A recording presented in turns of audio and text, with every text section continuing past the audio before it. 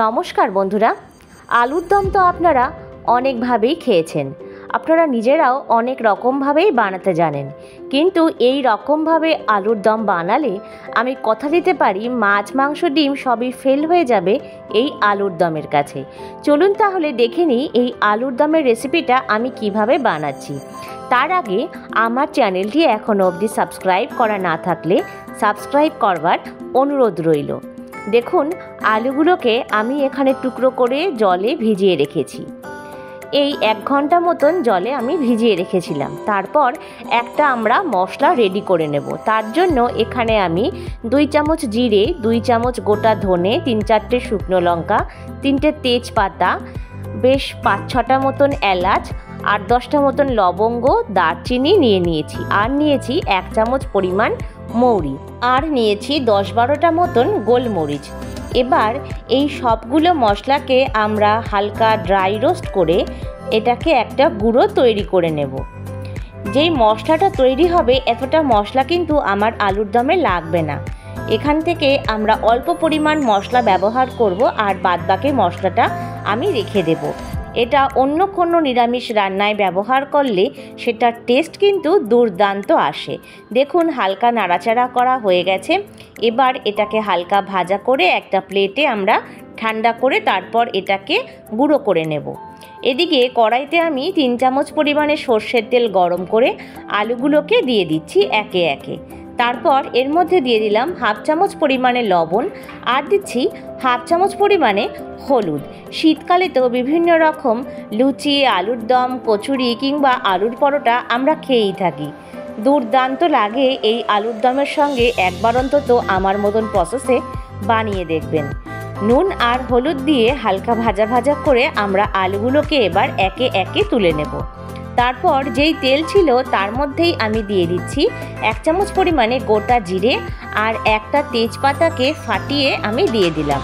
তারপর জিরে আর তেজপাতাটাকে সুন্দর করে নাড়াচাড়া করে গন্ধ বেরোলে পরে একটা টমেটো আর 1 ইঞ্চি আদা আমি আগে থেকেই পেস্ট করে রেখেছিলাম সেটা দিয়ে দিলাম।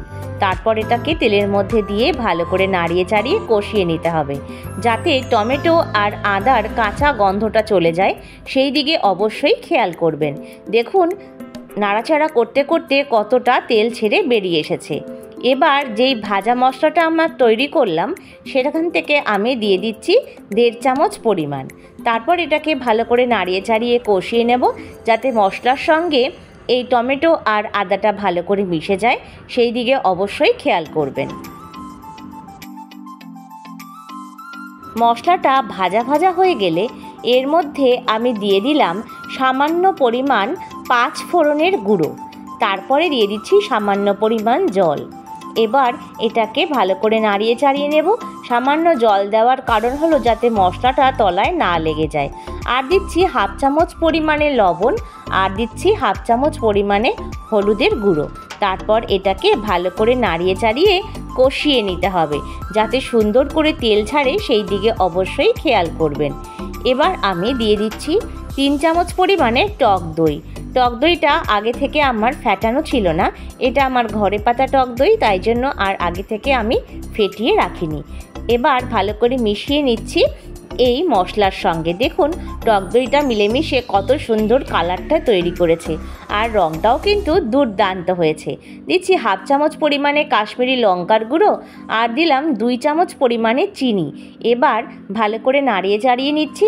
এই সময় তেলের মধ্যে চিনিটা দিলে পরে সুন্দর কালার আসে, তাই জন্য ভালো করে নাড়িয়ে চাড়িয়ে নিয়ে এটাকে একেবারে তেল ছাড়া অবধি অপেক্ষা করতে হবে। দেখুন কতটা তেল ছেড়ে এসেছে, আর কালারটা কিন্তু অনেকটাই চেঞ্জ হয়ে গেছে। এই সময় আমরা আলুগুলোকে দিয়ে দেব। আলুটা দেওয়ার পরে ভালো করে নাড়িয়ে চাড়িয়ে কষিয়ে নিতে হবে। মশলার সঙ্গে যাতে আলুটা ভালো করে মিলেমিশে কষে যায় সেই দিকে অবশ্যই খেয়াল করবেন। আমি আগের ভিডিওতে রাধাবল্লভীর রেসিপিটা শেয়ার করেছিলাম, তার সঙ্গেই এই আলুর দমটা বানিয়েছিলাম। এত অপূর্ব খেতে হয়েছিল না বন্ধুরা, একবার অন্তত বাড়িতে বানিয়ে দেখবেন, দুর্দান্ত স্বাদ হয়। এবার 2 চামচ পরিমাণে চার মগজ আর 8-10টা মতন চিনেবাদাম পেস্ট করে আমি দিয়ে দিলাম। তারপর যেই পাত্রে আমি মশলাটা রেখেছিলাম সেটা ধুয়ে সামান্য পরিমাণ জল দিলাম যাতে মশলাটা তলাতে না ধরে যায়। তারপর ভালো করে আমরা কষিয়ে নিচ্ছি। দেখুন কত সুন্দর এখনই দেখতে হয়েছে। তারপরে সামান্য পরিমাণ জল এর মধ্যে আমরা দিয়ে দেব, কেননা আলুটা বেশ কিছুক্ষণের জন্য সেদ্ধ হবে। আলুটা যদি কাঁচা থাকে খেতে তো একদমই ভালো লাগবে না, তাই অল্প পরিমাণ কিছুটা জল দিয়ে এবার আলুটাকে ভালো করে নাড়িয়ে চাড়িয়ে মশলাটা এই ঝোলের মধ্যে মিশিয়ে দিচ্ছি। এরপরে ঢাকনা দিয়ে মোটামুটি 10 মিনিটের জন্য আমরা গ্যাসটাকে কম করে ঢেকে রেখে দেব। 10 মিনিট পরে দেখুন জলটা অনেকটাই টেনে গেছে আর আলুটা কিন্তু অনেকটাই সেদ্ধ হয়ে গেছে। আরও কিছুক্ষণ নাড়িয়ে চাড়িয়ে নিয়ে এর মধ্যে আমরা বেশ অনেকটা পরিমাণ কুচনো ধনেপাতা দিয়ে দিলাম। শীতকালে তো ফ্রেশ ধনেপাতা বাজারে পাওয়াই যায়, তাই এই ধনেপাতা যদি আলুর দমে দেওয়া যায় এর টেস্টটা অপূর্ব আসে। দেখুন প্রায় আলুর দম আমাদের রেডি হয়ে গেছে। আরও কিছুক্ষণের জন্য আমরা আলুর দমটাকে ফুটিয়ে নেব যাতে ব্যাপারটা আরও একটু গা মাখো মাখো হয়। লুচি, পরোটা কিংবা রুটির সঙ্গে এই আলুর দম খেতে কিন্তু অপূর্ব লাগে। একবার অন্তত আমার মতন প্রসেসে বাড়িতে অবশ্যই বানিয়ে দেখবেন। আর দিয়ে দিচ্ছি গ্যাসটা অফ করে সামান্য পরিমাণ ঘি।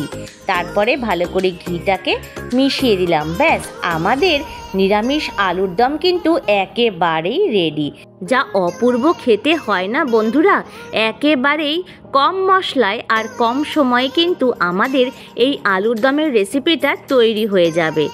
আর যদি এর সঙ্গে থাকে লুচি, পরোটা কিংবা থাকে নান অথবা থাকে কুলচা, আর যদি বা থাকে ফ্রাইড রাইস কিংবা পোলাও, অথবা থাকে গরম গরম হিঙের কচুরি বা থাকে রাধা বল্লভী। সেদিনকে বন্ধুরা রাধা বল্লভী বানিয়েছিলাম, তাই তার সঙ্গেই আমি আলুর দমটা সার্ভ করেছিলাম। অপূর্ব হয়েছিল। রাধা বল্লভীর লিঙ্ক আমি ডেসক্রিপশন বক্সে দিয়ে দেব, চাইলে অবশ্যই আপনারা দেখে নিতে পারেন। ভিডিওটা ভালো লাগলে লাইক, শেয়ার আর কমেন্টস করবেন। আর যারা আমার চ্যানেলটি এখনও সাবস্ক্রাইব করেননি তাদেরকে সাবস্ক্রাইব করবার অনুরোধ রইল। আর যারা ফেসবুক থেকে দেখছেন তারা আমার পেজটাতে ফলো করে আমার পাশে থাকবেন। প্রত্যেকে ভালো থাকবেন, সুস্থ থাকবেন, অনেক অনেক আনন্দে থাকবেন।